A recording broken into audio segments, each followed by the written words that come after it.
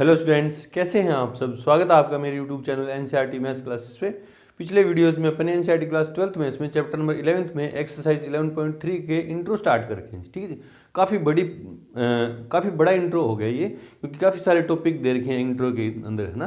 तो एक्सरसाइज इसके दो जो वीडियो थे वो पीछे आप ऊपर जाके प्ले लिस्ट में देख सकते हैं। और चैप्टर नंबर 11 तक, है ना, क्लास 12th में चैप्टर नंबर 1 से लेकर चैप्टर नंबर 11 तक के सारे चैप्टर आपको ऊपर प्लेलिस्ट में सेपरेटली मिल जाएंगे ना। क्लास 12th के अलग हैं, 10th के अलग हैं और 11th के क्या हैं अलग, आपको ऊपर प्लेलिस्ट में मिल जाएंगे। तो कोई भी चैप्टर अगर आप देखना चाहते हैं तो ऊपर जाके प्लेलिस्ट में आप देख सकते हैं। ठीक है जी, आज के इस वीडियो में अपन एक्सरसाइज 11.3 का इंट्रो क्या कर देंगे, कंप्लीट कर देंगे। 2-3 टॉपिक और बचे हैं। देखो उनमें पहला टॉपिक है आज के वीडियो में क्या कह रहा है, एंगल बिटवीन टू प्लेन ना, दो समतलों के बीच का कोण हमें ज्ञात करना है। देखो कैसे, मान लो दो प्लेन कुछ यूं हैं, एक दूसरे को क्या करें, इंटरसेक्ट करें। ठीक है, एक ये रहा और दूसरा मान ले रहा हूं ये यूं, सही से नहीं बन रहा। देखो ये इस वाले प्लेन, जो ये वाला प्लेन है, ये पाई 1 है मान ले रहा हूं ना, ये पाई 1 है प्लेन और ये प्लेन है क्या है, पाई 2।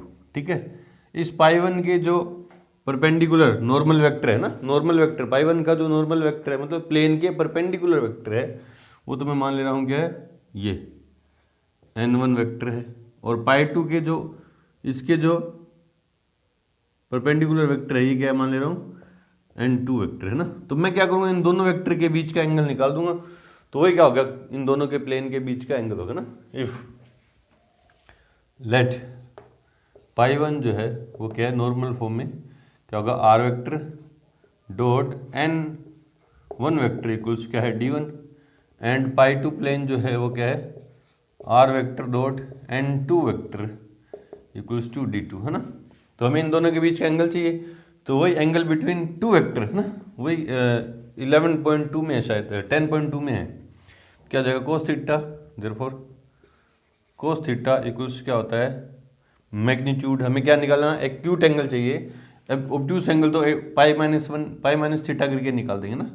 क्या होगा, n1 vector dot n2 vector upon magnitude of n1 vector into magnitude of n2 vector, है ना। जहाँ n1 क्या है, नॉर्मल वेक्टर किसका, पाई 1 प्लेन का, और n2 वेक्टर क्या है, नॉर्मल वेक्टर किसका, पाई 2 प्लेन का। ठीक है, इस तरह से करेंगे। n1 वेक्टर क्या होगा, वेयर लिख दो, वेयर n1 वेक्टर जो है वो क्या होगा, a1 i cap plus b1 j cap plus c1 k cap.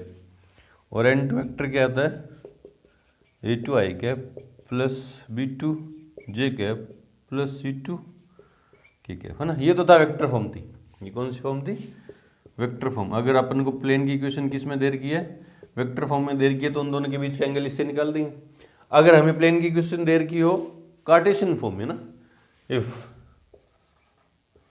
पाई 1 जो प्लेन है वो इस फॉर्म में दे रखा है, क्या, a1x plus b1y plus c1z plus d1 equals to 0, general form में दे रही है ना।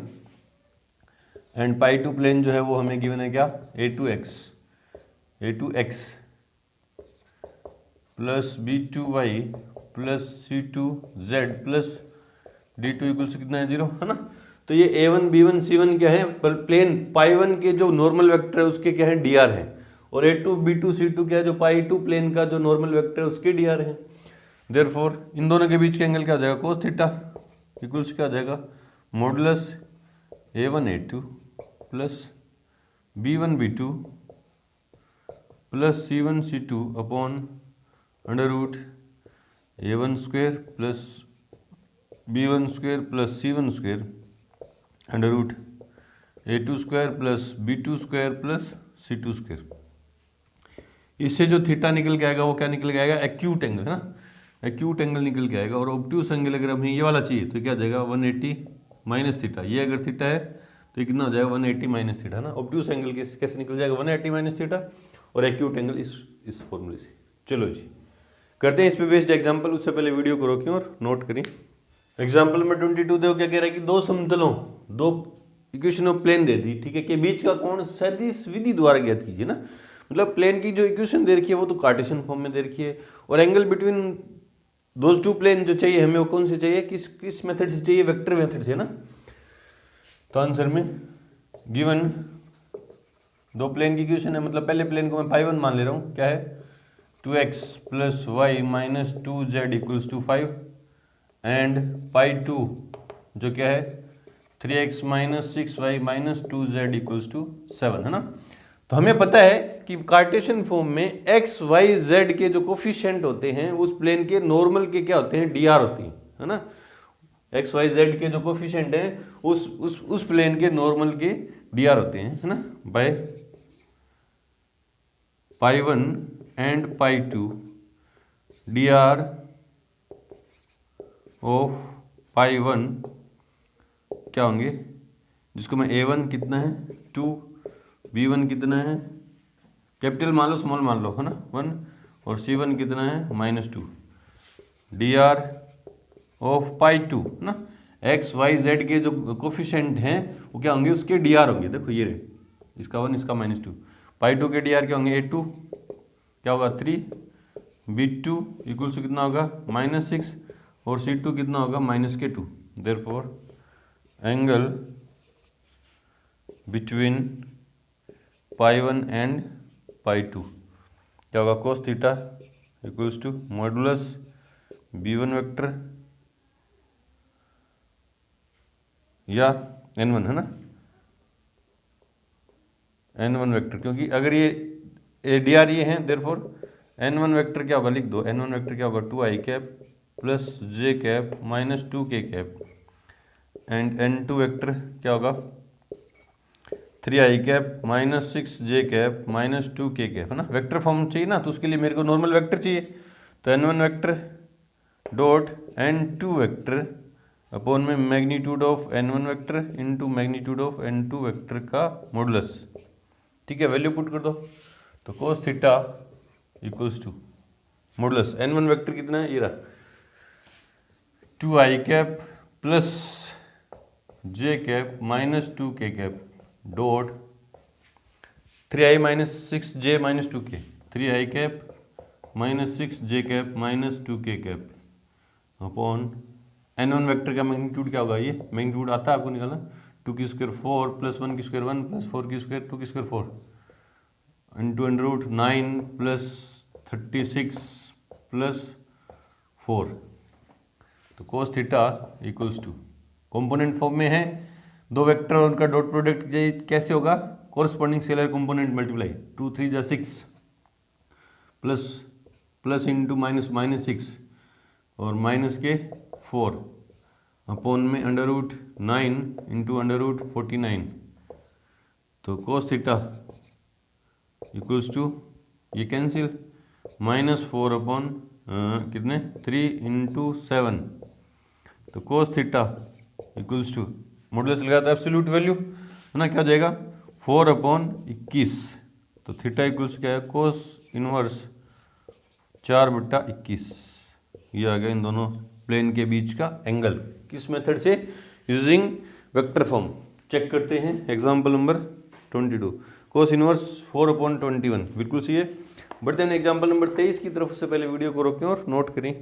एग्जांपल नंबर 26 देखो क्या कह रहा है कि दो समतलों दो प्लेन की इक्वेशन दे रखी है कार्टेशियन फॉर्म में, के बीच का कोण ज्ञात कीजिए है ना। अब की बार उसने बोला नहीं कि यूजिंग वेक्टर फॉर्म या कार्टेशियन फॉर्म, तो अपन अब की बार इसको कार्टेशियन फॉर्म से करेंगे है ना। तो आंसर में गिवन प्लेन्स पाई 1, जिसको पहले को पाई 1 मान ले रहा हूँ, वो क्या है 3x minus 6y plus 2z equals to 7 and pi 2 क्या है 2x plus 2y minus 2z equals to 5। By comparing pi 1 and pi 2 with है ना, इनकी क्या जनरल फॉर्म से कर देंगे कंपेयर, तो ax plus a1x plus b1y plus c1z plus d1 capital D1 equals to 0 and a2x plus b2y plus c2z plus d2 equals to 0 ना। तो कंपेयर करूँगा पाई वन को तो इससे कंपेयर करूंगा और पाई टू को इससे कंपेयर करूंगा ना, तो A1 की वैल्यू कितनी आई, देयरफॉर A1 इक्वल्स टू कितना है 3, B1 इक्वल्स टू कितना है -6 और C1 इक्वल्स टू कितना है 2। और D1 का तो यूज ही नहीं, एंगल चाहिए तो angle between two lines, angle between two plane चाहिए, तो डिस्टेंस या जो कांस्टेंट है उसका तो कोई यूज ही नहीं, हमें तो dr चाहिए। पाई वन प्लेन जो है उसके जो नॉर्मल है उसके dr 3 - 6 2, ये 3 - 6 2, और पाई टू जो प्लेन है उसके जो dr है नॉर्मल के वो क्या होंगे, एंड A2 कितना है 2, B2 कितना है 2 और C2 कितना है -2। देयरफॉर कोस थीटा, फॉर्मूला आपको याद रहेगा, मैग्नीट्यूड या modulus A1 A2 plus B1 B2, ये तो याद करने की जरूरत नहीं, एंगल बिटवीन टू वेक्टर से ही ये निकल के आ रहा है, plus C1 C2 upon under root A1 square plus B1 square plus C1 square into under root A2 square plus B2 square plus C2 square. Value put कर दो, A1 A2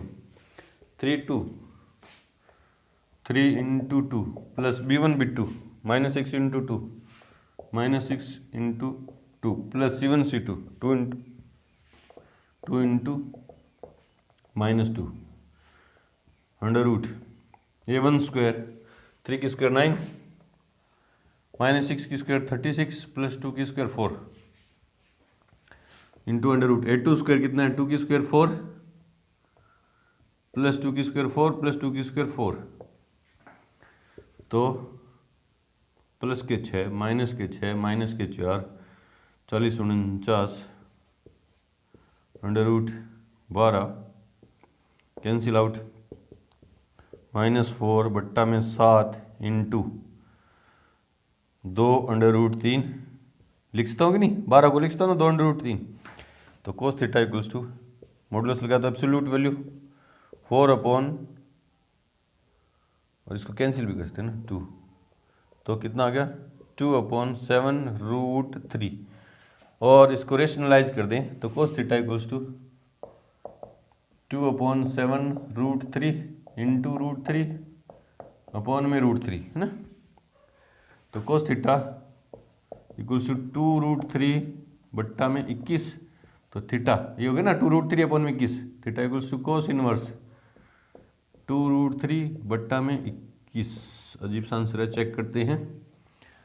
example number 23, example number 23 क्या है 5√3, क्या है 5√3, देखो देखो गड़बड़ कहाँ है, यहाँ है, यहाँ 6 दूनी 12, मैंने 6 जल्दबाजी में 12 कर दिए थे ना, ये 6, तो 12 में से 12 4 16 में से 10 कितने बचे 10 माइनस के, तो कटेंगे तो कितने में 5, तो कैलकुलेशन ध्यान से है ना, 5, बोलो सर गलतियाँ बहुत करते हो जाती हैं कैलकुलेशन में, 5√3 बट्टा में 21, बिल्कुल सही है। करते हैं अपने अपना अगला टॉपिक, उससे पहले वीडियो को रोकें और नोट करें। अब अगला अपना जो टॉपिक है वो क्या है कि समतल से दिए गए बिंदु की दूरी, एक प्लेन दे दिया और एक पॉइंट के कोऑर्डिनेट दे दिए और आपसे पूछ लिया कि दोनों के बीच की डिस्टेंस कितनी है। तो देखते हैं कैसे। मान लो ये 3D स्पेस है, ठीक है, ये y एक्सिस, ये z एक्सिस और ये क्या है x एक्सिस है ना, और यहाँ एक प्लेन है, मान ले रहा हूँ यहाँ एक प्लेन है पाई 1, इस प्लेन का नाम क्या है पाई 1 है ना, और यहाँ एक पॉइंट है A है ना, जिसके कोऑर्डिनेट अपन को गिवन है x1 y1 और z1, ठीक है, और इस प्लेन का जो नॉर्मल यूनिट वेक्टर है वो है ये आगे भी जा रहा है, मान ले रहा हूँ n कैप है, ठीक है। तो मुझे इस प्लेन पर मान लो कोई पॉइंट है B है ना, तो मुझे क्या चाहिए AB चाहिए, क्या चाहिए AB चाहिए ना, इन दोनों के बीच की ये डिस्टेंस, ये प्लेन यूं है और यहाँ ये पॉइंट है, तो इन दोनों के बीच की ये डिस्टेंस है ना, परपेंडिकुलर डिस्टेंस चाहिए, ठीक है। लेट है ना, जो पाई 1 प्लेन दिया है वो क्या दिया है, लेट पाई 1 जो है वो क्या है r vector dot n cap equals क्या है डी। अगर ये नॉर्मल फॉर्म में है, इस फॉर्म में है, तो इस प्लेन पाई1 की जो ओरिजिन से जो डिस्टेंस है वो क्या है, डी है। क्या है, डी है। यहाँ से लेके इस प्लेन, ये प्लेन यूँ है तो इस प्लेन की ओरिजिन से जो डिस्टेंस क्या है, डी है, क्योंकि ये नॉर्मल फॉर्म में गिवन है ना। तो मैंने क्या किया, इस प्लेन के पैरेलल और इस पॉइंट से होता हुआ एक और प्लेन मैंने ड्रॉ किया, जो इस प्लेन के तो पैरेलल है, इस प्लेन के तो क्या है, पैरेलल है किसके, पाई1 के, और इसको मैंने नाम दे दिया ये क्या है, पाई2 प्लेन है ना। पाई2 प्लेन जो क्या है, इस प्लेन के तो पैरेलल है पाई1 के, मतलब यूं है, ठीक है। और पॉइंट ए से क्या हो रहा है, पास हो रहा है। Let pi two be a plane which is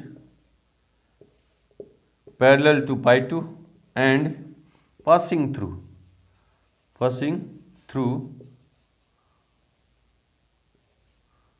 a, है ना। इस पॉइंट ए का जो पोजीशन वेक्टर है वो मैं मान ले रहा हूं क्या है, ए वेक्टर है। इस पॉइंट जो था मेरा, जिस पॉइंट से मेरे को इस प्लेन पाई1 डिस्टेंस चाहिए, उस पॉइंट ए का जो पोजीशन वेक्टर है वो मान ले रहा हूं क्या है, ए वेक्टर है ना। तो मैं क्या करूंगा, इस प्लेन जो है पाई1 प्लेन जो है उसकी ओरिजिन से डिस्टेंस मेरे को पता है, ठीक है। मैं क्या करूंगा, इस प्लेन पाई2 की ओरिजिन से डिस्टेंस निकालूंगा। मान लो ये है d1, है ना। d1 आ गई तो d में से d1 मैं अगर घटा दूंगा, तो मेरे पास क्या आ जाएगी, AB आ जाएगी। दो प्लेन ही है ना, इस पाई1 प्लेन की तो ओरिजिन से डिस्टेंस है d और पाई2 प्लेन की ओरिजिन से डिस्टेंस है d1। तो इन दोनों को निकालूंगा, d तो है ही मेरे पास, d1 निकालूंगा ना। पहले d1 कैसे निकालूंगा, इस पाई2 की इक्वेशन चाहिए मुझे ना। अब मुझे पता है ये दोनों प्लेन पैरेलल है और n कैप जो है पाई1 पर परपेंडिकुलर है, तो पाई2 पर भी क्या होगा, परपेंडिकुलर होगा। ये भी, इसका भी नॉर्मल वेक्टर होगा ना। दो प्लेन पैरेलल हैं, दो प्लेन के हैं, पैरेलल है, और कोई एक वेक्टर है जो इस पाई1 के परपेंडिकुलर है और ये पैरेलल है, तो इसके भी क्या होगा, परपेंडिकुलर होगा। दोनों की क्या होंगे, परपेंडिकुलर, है ना। तो जो n कैप है वो इसका भी क्या है, नॉर्मल यूनिट वेक्टर है, नॉर्मल वेक्टर है ना। देयरफॉर n कैप परपेंडिकुलर है किसके, पाई2 के।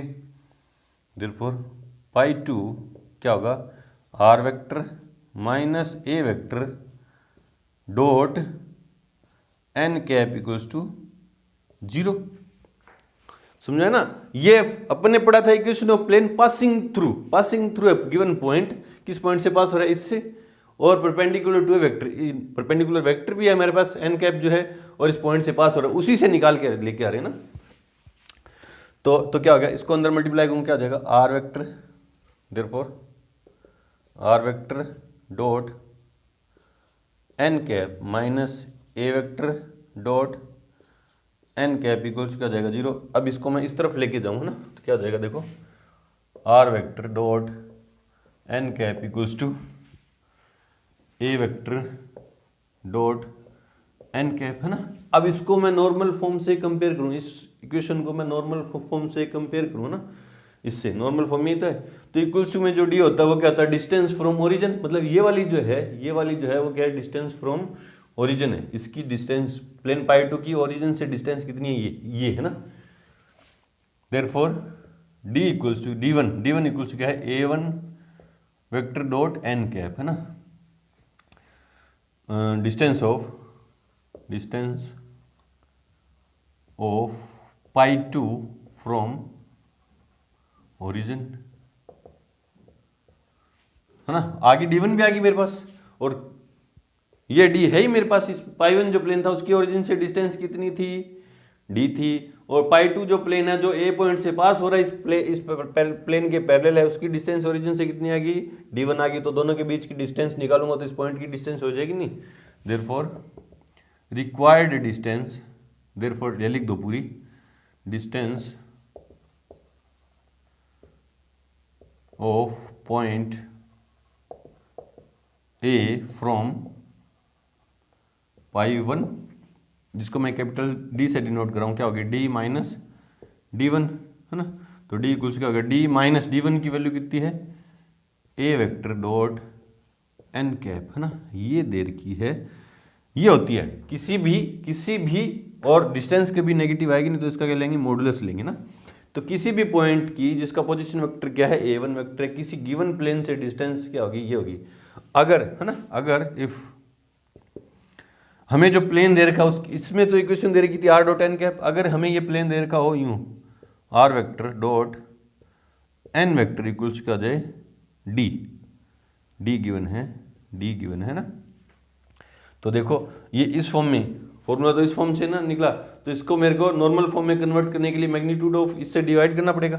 Therefore r vector dot n vector upon magnitude of n vector equals to इधर भी करना पड़ेगा d upon magnitude of n vector, है ना। अब ये डिस्टेंस क्या हो जाएगी, अगर पॉइंट डी किसी पॉइंट से डिस्टेंस क्या हो जाएगी, तो डी इक्वल्स टू क्या हो जाएगी मॉडुलस, डी की जगह तो क्या लिखूंगा डी अपॉन एन वेक्टर का magnitude minus a vector dot n cap upon magnitude of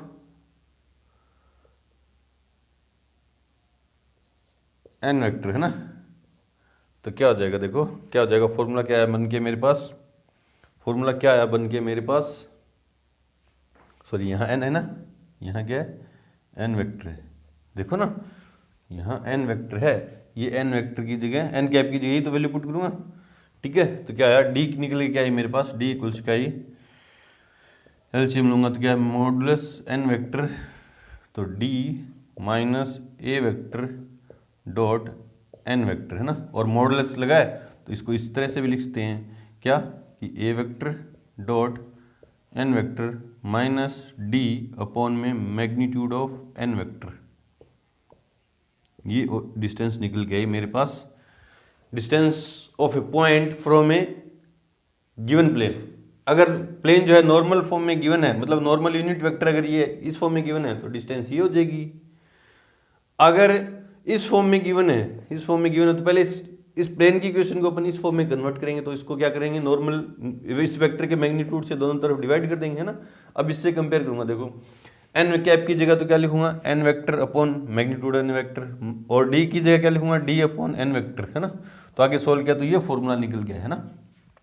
और नोट में एक बात याद रखेंगे, if distance of a plane from origin मतलब जो पॉइंट लिया उसका पोजीशन वेक्टर 0 0 हो जाएगा ना, तो क्या हो जाएगी d इक्वल्स क्या हो जाएगी magnitude of d upon magnitude of n vector, ये दी इस फॉर्म से। अगर वेक्टर जो हमें क्या प्लेन इस फॉर्म में गिवन है, प्लेन की इक्वेशन इस वेक्टर फॉर्म में गिवन है, तो उसकी ओरिजिन से डिस्टेंस कितनी हो जाएगी दिस हो जाएगी। क्यों बोले सर सिन, क्यों, क्योंकि ए वेक्टर क्या होगा नल वेक्टर होगा, क्योंकि ओरिजिन के जो कोऑर्डिनेट होते हैं वो क्या होते हैं 0, 0, 0। तो ए वेक्टर क्या होगा नल वेक्टर, और नल वेक्टर किसी से भी डॉट प्रोडक्ट निकालेंगे तो 0 हो जाएगा ना। तो ये फॉर्मूला निकल गया मेरे पास, किसी भी प्लेन की ओरिजिन से डिस्टेंस तो दिस होगी, और किसी भी प्लेन की किसी गिवन पॉइंट से जिसके कोऑर्डिनेट गिवन है उससे डिस्टेंस क्या होगी दिस होगी, है ना। इस फॉर्म में सीधा आपको याद रखना है। तो कार्टेशियन फॉर्म भी यहीं बता दे रहा हूँ ना, यहीं बता दे रहा हूँ क्योंकि इसी फॉर्मूले का यूज करने वाला हूँ मैं। मान लो कोई प्लेन गिवन है हमें किस फॉर्म में, इस फॉर्म में ax पाई1 जो प्लेन था वो क्या था ax plus b y plus c z equals to d, है ना। और जो पॉइंट है ये a, इसका जो पोजिशन वेक्टर ए वेक्टर वो क्या है ए वेक्टर इक्वल्स टू क्या है x i cap plus y j cap plus z k cap, है ना। इस प्लेन की इक्वेशन से इसका जो नॉर्मल है उसका पोजीशन नॉर्मल वेक्टर क्या होगा एन वेक्टर, कैपिटल एन से लिख दो क्या होगा a i cap plus b j cap. हमें पता है ना कार्टेशियन फॉर्म से जो एक्स वाई जेड के जो स्केलर क्या होते हैं कोफिशिएंट होते हैं वो क्या होते हैं उसके नॉर्मल के क्या होते हैं डी आर, है ना। और डी आर है मेरे पास तो उसका नॉर्मल वेक्टर लिख दूंगा सी जेड सी के कैप, है ना, ये है, और ये डी दिस, है ना। तो इस फॉर्म से अगर मुझे ये फॉर्मूला इस फॉर्मूले में वैल्यू पुट करूँ ना, इस फॉर्मूले में वैल्यू पुट करूँ तो डी इक्वल्स क्या आएगा मॉडुलस ए वेक्टर की कोफिशिएंट क्या है, ए वेक्टर क्या है x i cap plus y j cap plus z k cap dot n vector क्या है a i cap plus b j cap plus c k cap minus d, ये d this, है ना, upon में magnitude of n vector क्या हो जाएगा a square plus b square plus c square, और इन दोनों का डॉट प्रोडक्ट निकालूंगा तो क्या हो जाएगा, देखो डी फॉर्मूला आ गया मेरे पास कार्टेशियन फॉर्म में, है ना। क्या आएगा, a x plus b y x1, है ना, इसके x1 मानेंगे, x1 y1 और z1, x1 y1 z1, तो ये x1 b y1 c z1 minus d upon under root a square plus b square plus c square, ये है मेरे पास distance of a point from a plane, है ना। ये फॉर्मूला निकल गया, इसी से निकाला अपन, है ना, इसी से। चलो जी करते हैं इस पे बेस्ड एग्जांपल, उससे पहले वीडियो को रोकें और नोट करें। एग्जांपल नंबर 24 देखो क्या कह रही है, बिंदु एक पॉइंट के कोऑर्डिनेट दे दिए कि समतल से दूरी ज्ञात कीजिए ना। एक पॉइंट की एक प्लेन से क्या करनी है, हमें डिस्टेंस फाइंड करनी है, और फॉर्मूला अपने भी देखा ही है, वेक्टर फॉर्म में है तो वेक्टर फॉर्म में सीधा लगा देंगे अपने, है ना। आंसर में गिवन पॉइंट ए क्या है, इसको ए मान लिया मैंने, तो क्या 2 5 और -3, देयरफॉर पोजीशन वेक्टर ऑफ ए, जिसको मैंने ए वेक्टर मान लिया, वो क्या होगा 2i cap plus 5j cap minus 3k cap, and plane क्या गिवन है हमें, r vector dot 6i cap minus 3j cap plus 2k cap equals to 4, therefore इसका जो नॉर्मल वेक्टर वो क्या है, प्लेन का नॉर्मल वेक्टर क्या रहा, दिस क्या है 6i cap minus 3j cap plus 2k cap, and D जो है वो क्या है, ये डी डिस्टेंस नहीं है, ये डी एक कांस्टेंट है ना, डिस्टेंस नहीं है, ये एक सिर्फ कांस्टेंट है। अगर ये यूनिट वेक्टर है तो डिस्टेंस फ्रॉम ओरिजिन है, किसकी, इस प्लेन की डिस्टेंस फ्रॉम ओरिजिन, अगर ये नॉर्मल यूनिट वेक्टर है तो होगी। अब ये सिर्फ नॉर्मल वेक्टर है तो ये डी डिस्टेंस नहीं है, सिर्फ एक कांस्टेंट है, therefore distance of A from given plane क्या होगी, जिसको मैंने कैपिटल डी से डिनोट कर रहा हूँ, क्या होगा, modulus a vector dot n vector minus d upon magnitude of n vector. Formula याद रखना पड़ेगा आपको ना, वैल्यू पुट कर दो, तो d equals to a vector कितना है 2i plus 5j minus 3k, 2i cap plus 5j cap minus 3k cap dot n vector कितना है 6 minus 3 plus 2, 6i cap minus 3j cap plus 2k cap, this है क्या, हाँ। D की value कितनी है 4 upon magnitude of n vector क्या ये रहा, तो अंडर रूट 6 की स्क्वायर 36 एन वेक्टर है ना, प्लस 3 की स्क्वायर 9 प्लस 2 की स्क्वायर 4, ठीक है, वैल्यू पुट कर दी। अब इन दोनों वेक्टर का डॉट प्रोडक्ट 2 6 12, 5 3 15 माइनस के 3 दूनी 6 माइनस के और माइनस के 4 बट्टा में अंडर रूट 49, तो d equals to modulus 12 minus 21 25 बट्टा में 7, तो डी इक्वल्स टू 12 में 25 गए तो माइनस के 13 बट्टा 7, मॉडुलस लगा तो एब्सोल्यूट वैल्यू लेनी है मुझे, तो डिस्टेंस नेगेटिव हो नहीं सकती वैसे भी, तो कितनी आई 13/7, ये आ गई इस पॉइंट की इस प्लेन से डिस्टेंस 13/7। चेक करते हैं एग्जाम्पल नंबर 24, हाँ 13/7 बिल्कुल सही है। बढ़ते हैं अगले टॉपिक की तरफ, उससे पहले वीडियो को रोकें और नोट करें। एक्सरसाइज 11.3 के इंट्रो का ये लास्ट टॉपिक है, क्या है, angle between a plane and a line, है ना, एक रेखा और एक समतल के बीच का कोण हमें ज्ञात करना है।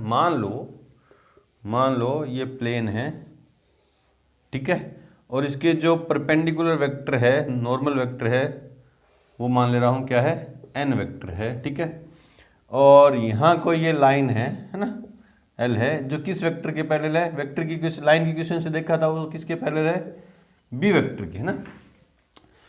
तो कॉन्सेप्ट ऑफ फ्री वेक्टर से इसको मैं यहाँ, है ना, ये मान के चलो ये, ठीक ना, इन दो वेक्टर के बीच का एंगल निकाल सकता हूँ ना। ये देखो, ये वेक्टर को मैं पैरेलली डिस्प्लेस करके यहाँ ले आया, ये बी वेक्टर आ गया ना, क्या आ गया, बी वेक्टर। तो एन वेक्टर और बी वेक्टर के बीच का एंगल मैं फाइंड कर सकता हूँ ना। ये मान लो थीटा है और इस एंगल को मैंने मान लिया क्या फाई है, इस एंगल को मैंने क्या मान लिया फाई है, तो वो क्या होगा 90 माइनस थीटा ही तो होगा। देखो ना, मेरे को एक लाइन और एक प्लेन के बीच का एंगल फाइंड करना ना, और लाइन प्लेन का मुझे पता है कि उसके परपेंडिकुलर एक वेक्टर होता है नॉर्मल वेक्टर, वो ये रहा एन वेक्टर ना, और जो लाइन है वो किसी गिवन वेक्टर के पैरेलल होती है। ये रही लाइन इस बी वेक्टर की क्या है पैरेलल है। अगर मैं इन दोनों वेक्टर के बीच का एंगल निकाल दूंगा, इन दोनों वेक्टर के बीच का एंगल निकालूं तो वो किस किस के बीच का एंगल आया, इस लाइन के और इस प्लेन के नॉर्मल के बीच का एंगल आ गया है ना। इस वेक्टर के बीच का एंगल निकालने का मतलब क्या है, इस लाइन के और इस नॉर्मल वेक्टर के बीच का एंगल आया। लेकिन मुझे चाहिए क्या, मुझे तो इस प्लेन, ये प्लेन और इस लाइन के बीच का एंगल ये वाला चाहिए, ये वाला चाहिए, फाई चाहिए। तो मैं क्या करूंगा, पहले थीटा निकालूंगा, क्योंकि इसके बीच का तो कोई फॉर्मूला नहीं, यहाँ तो कोई वेक्टर है नहीं। दो वेक्टर के बीच का एंगल फाइंड करने का मेरे पास फॉर्मूला है ना। तो मैं क्या करूंगा, लेट पाई जो है प्लेन जो है वो किस फॉर्म में है, r vector dot n vector equals to d. And line की जो इक्वेशन है, लाइन की जो इक्वेशन है वो क्या है, आर वेक्टर इक्वल्स क्या a vector plus lambda b vector है ना। मतलब एन वेक्टर कौन सा है, जो इस प्लेन के परपेंडिकुलर है, और ए वेक्टर कौन सा है, जिस उस लाइन पर एक पॉइंट है जिसका पोजीशन वेक्टर ए वेक्टर है ना, और बी वेक्टर क्या है, इस लाइन जो एल है वो बी वेक्टर के पैरेलल है। अब मैं क्या करूंगा, इन दोनों वेक्टर के बीच का एंगल निकालूंगा। Since angle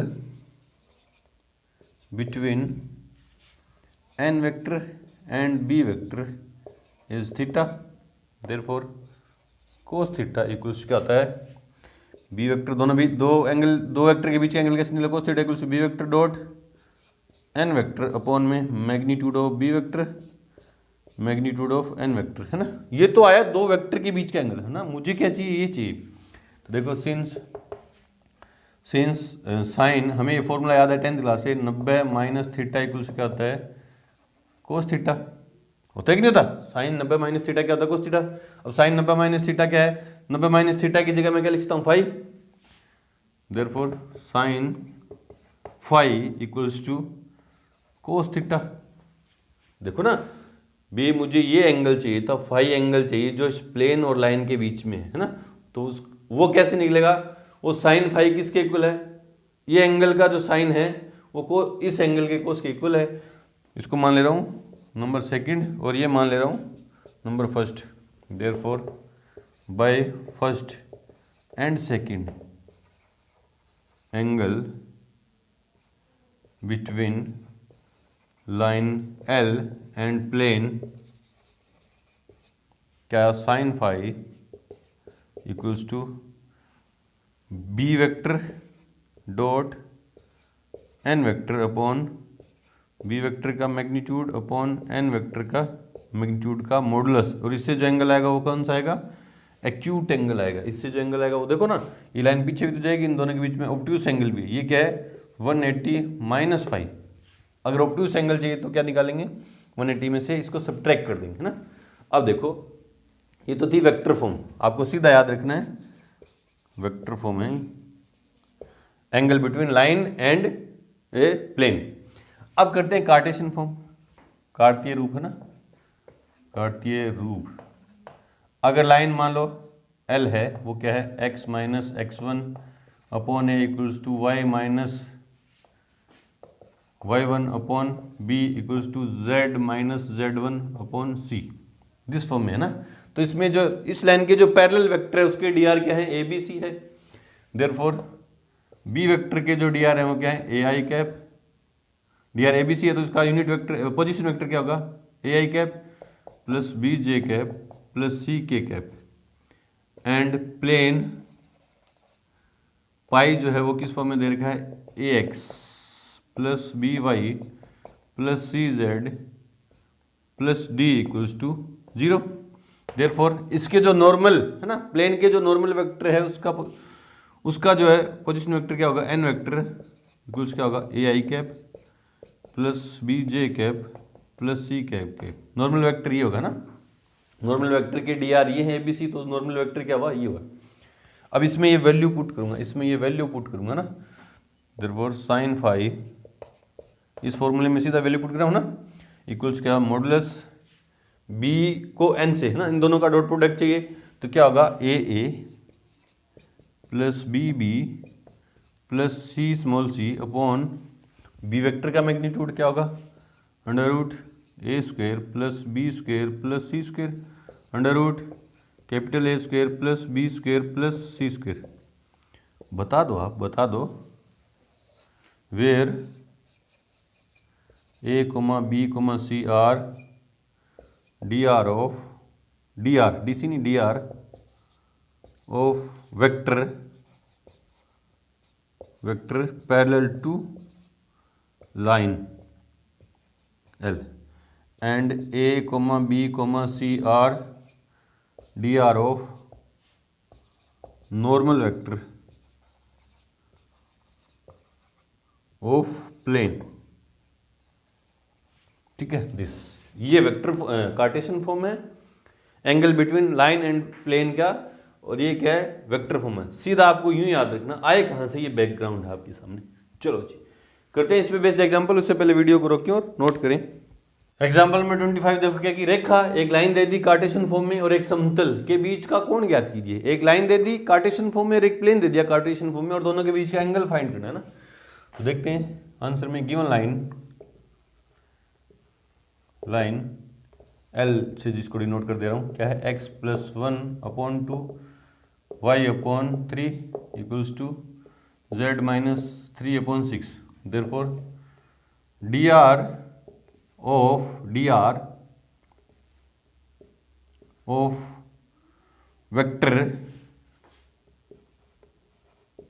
vector b vector parallel to L, line L है ना, लाइन L क्या होंगे वो, dr क्या है, a इक्वल्स टू क्या है 2, b इक्वल्स टू कितना है 3। यहाँ से dr देख लेंगे ना, लाइन की क्वेश्चन अपन ने पढ़ ली इतनी, तो इतना तो पता ही है कि इसके इस लाइन के जो पैरेलल वेक्टर उसके dr क्या है a b c 3 और c कितना है 6। देयरफॉर b वेक्टर क्या हुआ 2i cap plus 3j cap plus 6k cap. ये तो लाइन की क्वेश्चन से उसके जो पैरेलल वेक्टर उसके dr आ गए, ठीक है। और गिवन प्लेन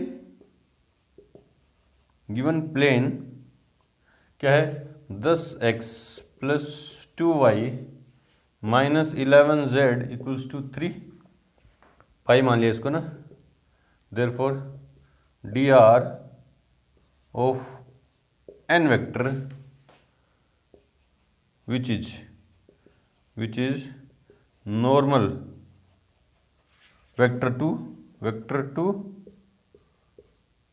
पाई, जो इस प्लेन पाई का जो प्लेन का जो नॉर्मल वेक्टर है उसके dr क्या होंगे, कैपिटल से लिख दे रहा हूं ना, एक्स वाई जेड के स्केलर कांस्टेंट कोफिशिएंट 10, b की वैल्यू कितनी है 2 और c की वैल्यू कितनी है -11।